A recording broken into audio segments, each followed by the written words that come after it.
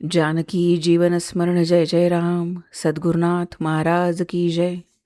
Doctor V. Kulkarni लिखित प्रेम दिवाणी मीरा, संत मीराबाई यांच्या चरित्रावरील कथाभाग वाचन, भाग क्रमांक 25. मीरा आणि चंदा यांनी आपला बिछाना आवरला. भल्या पहाटे त्या चालू लागल्या. थंड वेळी चालत राहिलं की प्रवास बरा होतो. आता द्वारकेकडे. काही आठवडे त्या चालत होत्या. एखाद वेळी बैलगाडी मिळे, नाहीतर पायीच प्रवास. नदी, नाले, डोंगर, जंगलं ओलांडत जायचं. कोणी कोणी प्रवासी भेटत सोबतीनं जायचं. त्या दोघी एका दाट जंगलातून जात होत्या. एक माड रस्ता होता आणि त्याच्या बाजूनच एक पायवाट होती. प्रवाशांची चाल कमी जास्त असल्यानं त्यांच्यात अंतर पडायचं. मुक्कामाच्या जागी बहुधा एकत्र यायचे. तेव्हा दोघीच जात होत्या. दोघींनाही त्या जंगलातून जाताना भीती वाटू लागली. झाडांवर वानरांचे चित्कार होत होते. त्यांच्या टोळ्या या झाडावरून त्या झाडांवर उड्या मारित होत्या. मध्येच कुठे कोल्हेकोई ऐकू येई. एखादे वेळी हरणांचे कळप उड्या मारीत निघून जात. पक्ष्यांचे रंगीबेरंगी थवे किलबिलाट करीत असत. एकदा तर त्यांनी एक अजगरांचं धूड झाडाला गुंडाळून स्वस्थ पडलेलं पाहिलं. एकदा नागनागिणीचं झोडपं सळसळ करीत आडवं पळत गेलं. या साऱ्या जंगलातल्या दृश्यांनी त्या भेदरल्या. दाट सावली आणि आजूबाजूचा हा विचित्र आवाज यांनी त्या दोघीही घाबरल्या. सोबतीचे प्रवासी बरेच पुढे गेले होते. अंधार पडायच्या आत या जंगलातून त्यांना बाहेर पडायला हवे होते. चंदा चांगलीच घाबरली.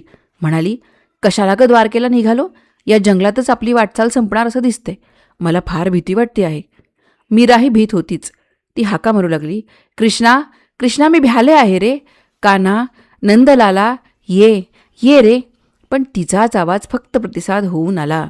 चंदा म्हणाली, पुरे, ओरडून हाका मारून घसा बसेल. येणार आहे का कान्हा? का नाही येणार? हो हो, येईल, स्वप्नात. तुझ्यावर त्याचं प्रेमच आहे ना. मीरा म्हणाली, खरं आहे बाई, तो योगी, कुठं गुंतून पडायचा नाही. असाच एक दिवस उठून गोकुळातून निघून गेला. मग मागं वळूनही पाहिलं नाही. गोपी ढसाढसा रडत राहिल्या. जन्मभर आठवणी उगाळीत राहिल्या. पण या कृष्णाला काय हो त्याचं? तो प्रेम करतो त्यावेळी इतकं उत्कट की वाटतं याला किंचितही विरसरण होणार नाही. पण दूर होतो त्यावेळी असं वाटतं की याला प्रेमाचा स्पर्शच झालेला नाही. या अशा कृष्णावर मी प्रेम केलं. योगी कुणाचा कधी झाला मीत, हेच दुर्भाग्य की योगावर जडली प्रीत. मीरा असं म्हणाली आणि थोडं पुढं गेली. तेवढ्यात एक 10-12 वर्षांचा मुलगा झाडीतून पुढं आला. त्यानं डोकीवर कानटोपी घातली होती. त्या कानटोपीचा गोंडा डोकीवर दिसत होता. मुलाच्या अंगात काहीच नव्हतं. तो गुडघ्यापर्यंत पंचा नेसला होता. पायात वहाणा होत्या. खांद्यावर घोंगडी होती. मुलगा गुटगुटीत होता. त्याच्या हातात काठी होती. 1-2 गायी घेऊन तो निघाला होता. चंदानी मीरेच्या जवळून तो चालू लागला. मीरेला बरं वाटलं. बरं झालं कोणाची तरी सोबत झाली. तुझं नाव काय रे? गोपाल. नाव छान आहे. हां, मला हेच नाव लई आवडतं. गायीवर माझा लई जीव. गाय म्हणजे मायच की वो. मीरानी चंदा हसल्या. आता तुम्ही कुठं निघालात वो? आम्ही यात्रेकरू आहोत. द्वारकेला चाललो आहोत. किसनाची द्वारका आहे? किसनाचं दर्शन घ्यायची आस लागली वय. छान छान. या वाटेला लागतो तेच गेल्या जन्मीचं पुण्य म्हणायचं. पण एकट्या निघालात ते? बाई माणसं तुम्ही. जंगलाची वाट भ्या वाटते. मीरा म्हणाली, हो ना, आम्हाला भीती वाटतच होती. मग आम्ही कन्हैयाला हाक मारली. तेवढ्यात तू आलास. माझ्या कृष्णानं तुला पाठवून दिलं. गोपाल मोठ्यानं हसला. छट, किसन मला कसला पाठवितो? तुमचं आपलं काहीतरीच. मी काय त्याचा नोकर आहे वय? अरे हट, तुम्ही त्याला हाक मारली बास. याचं झालं तर तो स्वतः येईल. कुणाला कसाला पाठवील? बोलता बोलता ते जंगलाच्या बाहेर आले. गोपालनं म्हटलं, जावा आता, वळख देख ठेवा. मीरा हसली. म्हणाली, आता तुझी भेट कुठं व्हायची रे? गोपाल हसल्याने म्हणाला, न व्हाया काय झालं? आज कशी झाली? ठीक आहे जी, येतो मी. असं म्हणून गोपाळ थोडा बाजूच्या झाडीत गेला. का कुणास ठाऊक मीरेच्या डोक्यात एकदम प्रकाश पडला. ती त्या झाडीच्या दिशेनं धावत गेली. पाहू लागली. तिनं हाका मारल्या, पण कोणी दिसलं नाही. मीरा परत फिरली. डोळ्यात पाणी आणून चंदाला म्हणाली, पाहिलंच चंदा, कन्हैयाच आपणाला सोबत आला. पण आपण त्याला ओळखलं नाही. त्यानं गोपाल नाव सांगितलं. त्यानं स्पष्ट रीतीनं सांगितलं की कृष्ण कुणाला पाठवणार नाही, तो स्वतःच येईल. म्हणजे मीच कृष्ण आहे हे तो सांगत होता. तो आला. आता 2-4 पावलं बाजूला जाताच कुठं गेला? तो कृष्ण नसता तर पुन्हा लगेच सापडला नसता का? तू म्हणाली होतीस की कृष्ण स्वप्नातच भेटेल. नाही, नाही, प्रत्यक्ष भेटला बघ.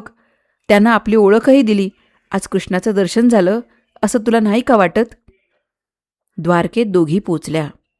बेटावर गेल्या. छोट्या नावांची ये-जा सुरू असायची. बेटावर एक सुरेख भव्य कृष्ण मंदिर होतं. त्या मंदिराच्या सभामंडपात मीरा भजने गात असे. नैवेद्याच्या वेळी, आरतीच्या वेळी ती मंदिरात आवर्जून उपस्थित राही. एरवी ती बहुधा समुद्रकिनारी असे. दूरवर पसरलेला तो निळा सागर, त्याच्या फेसाळत येणाऱ्या लाटा, किनाऱ्यावर पडलेली पुळणी, त्या चमकणाऱ्या ओलसर गार मऊ पुळणीत मीरा बसून राही. सागराकडे एकटक पाहात, निळ्या सागराकडे पाहात ती कृष्णचिंतनात ध्यानभग्न होई. चंदाला असं एकटं बसायला आवडत नसे. कुणाशी बोलायचं नाही, काही करायचं नाही, नि घटका बसूनच राहायचं तिला कंटाळवाणं वाटे. उलट मीरेला वाटे हा एकांत छान आहे. कोणीही या एकांताचा भंग करीत नाही. अशा नीरव शांतीत केवढा आनंद असतो. ती गर्दी नको, तो आवाज नको. म्हणून चंदा मंदिरातून किंवा बाजारातून भटकत असे त्यावेळी मीरा सागरकिनारी आसन घालून बसे. त्या समुद्राच्या पुळणीत मीरा सकाळ संध्याकाळ ध्यानभग्न होई. ती त्या निळ्या सागराकडे अनिमिष नेत्रांनी पाहत राही. त्या निळ्या सागराचा दूरचा किनारा आकाशाशी भिडलेला होता. सागराचं ते क्षितिज कुठपर्यंत नि आकाश कुठपासून हे जणू दिसत नसे. आकाशाचे रंग सागरात उतरलेले असत, इतके की दोघांच्याही सीमारेषा पुसून गेलेल्या असत. जणू सगुण निर्गुण एकमेकात मिसळलं आहे. काही महिने मीरेला या सागर किनाऱ्यावर आलं की कृष्णाची अनेक प्रकारे आठवणी. या द्वारकेत कृष्ण कुठं राहत असेल? या समुद्रकिनारी तो अनेकदा आला असेल. या सागराच्या पुळणीवर त्याची पावलं उमटली असतील. रुक्मिणी आली असेल का? ही द्वारका त्यावेळी कशी असेल? अशी ती कल्पनेनं त्या काळात बावरू लागे. नंतर काही महिन्यानंतर ती केवळ कृष्ण कृष्ण असं अखंड नामस्मरण करू लागली.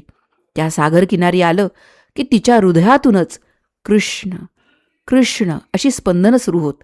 सागरावर जशा अखंड लाटा याव्यात तसा कृष्ण कृष्ण या मनावर लहरी मागून लहरी उठत. द्वारकेत आल्यापासून तिची सारी तळमळ व्याकुळता नाहीशी झाली होती. कमालीची प्रसन्न तृप्त अशी ती होऊन गेली. याच सागरासारखी.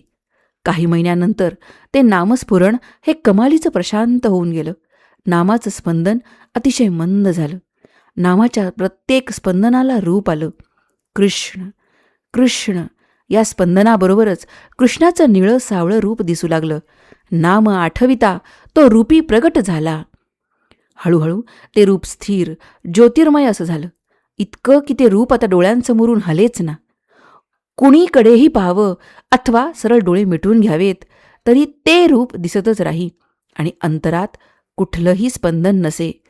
निस्पंद रूपदर्शन. त्या रूपाच्या निळ्या लखलखत्या बिंदूवर मीरेची दृष्टी स्थिरावे. आता त्या निळ्या रूपाला कृष्णाचा आकार आला. तो चालत मीरेजवळ येऊन बसू लागला. मीरेच्या समोर ती झगझगीत निळी कृष्णाची मूर्ती दिसू लागली.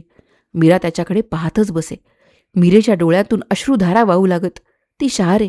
आनंदाने तिला हळुवार डोल येई, कंठ दाटून येई, तिच्या कपाळावर घाम येई. मीरा त्या कृष्णाच्या दिव्य मूर्तीकडे नुसती पाहत बसे. मनात कोणताही विचार नसे, केवळ दर्शन. एक दिवस त्या सागरी किनारी ती येऊन बसली.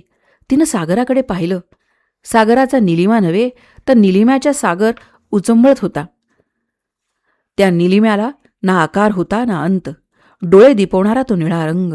थोड्याच वेळात निळा रंग उसळला, सघन झाला आणि एक मूर्ती झाला. आजूबाजूलाही निळाच रंग आणि ती मूर्तीही त्याच निळ्या रंगाची. म्हटली तर निराकार, म्हटली तर साकार. बाई ग, ही मूर्ती तर माझ्या कृष्णाची. पूर्ण स्पष्ट. डोक्यावर सुवर्णाचा मुकुट शोभत होता. कपाळावर केशरी गंध लावलेलं होतं. बाहूत आणि मनगटावर सुवर्णाचे अलंकार होते. गळ्यात तुळशीची माळ होती नि मोगऱ्याची. शुभ्र पुष्पमाला होती. काही रत्नमाला होत्या. कमरेला जगजगीत लालबुंद शेला होता. डाव्या बाजूला शेल्यात बासरी खवली होती. कासेला लखलखणारा पितांबरा होता. पायात चंदनाच्या खडावा होत्या. तो उंचापुरा होता. मंद मधुर स्मित करीत होता. भगवान श्रीकृष्ण साकार झाले. मीरेच्या समोर येऊन उभे राहिले. मीरा त्यांच्याकडे एकटक पाहतच राहिली. तिला उठण्याचंही भान राहिलं नाही. ओठ नुसतेच थरथरत होते. ती रडू लागली. तिनं पायांपासून वर मुखांपर्यंत आपली दृष्टी फिरवली. कृष्ण, कृष्ण, माझा कान्हा. बस, अशी भावनाच फक्त हृदयात थैथै नाचत राहिली. आता आनंदाची कारंजी ओढू लागली. श्रीकृष्णांनी म्हटलं, मीरा, ओळखलं नाही का मला? मीरा काही बोलू शकली नाही. तिनं आपलं मस्तक पुन्हा पुन्हा कृष्णाच्या चरणांवर टेकवलं. ते चरण आपल्या हातांनी हळुवार चुरलं. श्रीकृष्णांनी तिच्या मस्तकावर हात ठेवला. मीरा, काही हवं आहे का? बोल, काय देऊ तुला? मीरा हसली. मला प्रेम दे, मला जवळीक दे. तो तर तुझा अधिकारच आहे, ते मिळेलच. पण आणखी काही हवं? कन्हैया, आता तुझा विरह कदापि न व्हावा एवढंच वाटतं. किती वर्ष दूर राहिले, आता नाही दूर राहवत. ठीक आहे, आता तू कुठेही जाऊ नकोस. इथंच माझ्या जवळ राहा. कृष्णा, मला सारखं वाटतं मी गोपी होते. तू गोकुळातून गेलास तेव्हापासून मी तुझ्यासाठी झुरत आहे. पण आता भेटलीस ना? हो, आता ती सारी प्रतीक्षा संपली, तळमळ संपली, थकावट संपली. तू माझा पती म्हणून स्वीकार केला आहेस. कृष्णानं हसत म्हटलं. तेव्हा पत्नी या नात्यानं काही हवं आहे का? कृष्णा, पत्नी वेगळी का असते? ती अर्धांगी असते ना? मग एका अर्ध्या अंगानं दुसऱ्या अर्ध्या अंगाकडं काय मागायचं? देवा, माझ्याशिवाय तू स्वतःला पूर्ण म्हणू नयेस एवढंच. मला वेगळी मानू नकोस. तुझंच अविभाज्य अंग मी आहे असं तुलाही वाटू दे. यात सारं आलं. सूर्याच्या किरणांनी सूर्याजवळ काय मागायचं? कमळाच्या पागळ्यांनी कर्णिकेजवळ काय मागावं? मोत्याच्या पाण्यानं मोत्याजवळ काही मागणं, अलंकारांनी सोन्याजवळ काही मागणं, लहरींनी सागराजवळ काही मागणं, ह्याला काही अर्थ आहे का? मी तुला शरण आहे. पूर्ण चंद्रानं चंद्रकलेला आलिंगन द्यावं तसा तू माझा अंगीकार कर, इतकंच. मागायचं काही नाही, कामना काही नाही. भगवान श्रीकृष्ण हसले. हो, पण कृष्णा, एक इच्छा आहे. छान, मागणं काही नाही, कामना काही नाही, इच्छा मात्र आहे. बरं सांग. तुझ्याशी होळी खेळावी असं वाटतं. ती आनंद क्रीडा अनुभवावी असंच वाटतं. तथास्तु असं म्हणून भगवान श्रीकृष्ण त्या निलिम्यात पुन्हा एकदा एकरूप होऊन गेले. धन्यवाद.